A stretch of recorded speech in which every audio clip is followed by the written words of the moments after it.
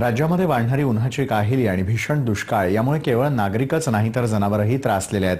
पाण्याच्या दुर्भिक्षामुळे माणसाचा घसा कोरडा पडत असताना जंगलामधले पाणी साठेही आटू लागल्याने प्राण्यांचाही जीव धोक्यात आलेला आहे। घसा कोरडा पडला म्हणून पाण्याच्या शोधात निघालेली 13 माकडांची टोळी एका जीवघेण्या संकटात सापडली खरी, मात्र वेळीच सुटका झाल्याने त्यांचा जीव बचावला। पाहूयात स्पेशल रिपोर्ट।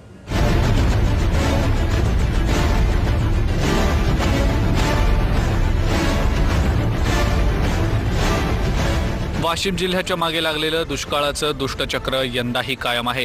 गेल्या 3 वर्षांपासून हा जिल्हा अवर्षणाचा सामना करतोय। यंदा तर अत्यल्प पावसामुळे जिल्ह्यात सर्वत्रच दुष्काळी स्थिती निर्माण झालेली आहे। त्यातच वाढत्या उकाड्यामुळे मानवी वस्त्यांसह जंगलातल्या जनावरांनाही त्राही करून सोडलंय। आधीच उकाडा आणि त्यात पिण्याच्या पाण्याची कमतरता यामुळे जनावरही पाण्याच्या शोधात इतरत्र भटकू लागली आहेत आणि जनावरांचा हा पाणी शोध सध्या त्यांच्या जीवावर बेतलाय। वाशिम जिल्ह्याच्या मेडसी गावातल्या कोरड्या विहिरीत पाण्याच्या शोधासाठी गेलेली 13 माकडांची टोळी विहिरीत पडली आहे। या ठिकाणी सतत 3 वर्षापासून अत्यल्प पाऊस झालेला आहे।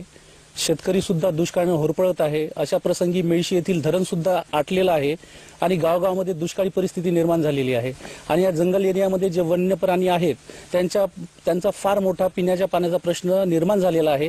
या ठिकाणी वन विभागाच्या वतीने पाणवटे तयार करायला पाहिजे। पाणवटे असले तर तिथे ते पाणी पितील, परंतु तशा कसल्याही प्रकारची व्यवस्था वन विभागातून या ठिकाणी केलेली दिसत नाही। जेव्हा शेती मालक घरी गावात पोहोचले त्यांनी सांगितलं की शेतामध्ये माझ्या विहिरीत 13 ते 16 माकडं पडलेले आहेत।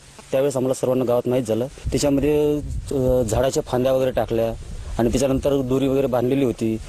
त्यांनी रात्रभर थोडंसं आम्ही 9-10 वाजेपर्यंत इथं थांबलेलो होतो। त्याच्यानंतर वन विभागाचे कर्मचारी तिथं हजर झाले।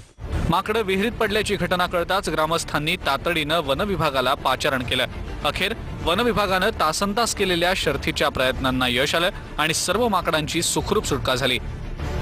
जिल्ह्यात पाणी टंचाईची समस्या आवासून उभी आहे। जंगलातील नैसर्गिक जलसाठे देखील तळपत्या उन्हामुळे आटलेत।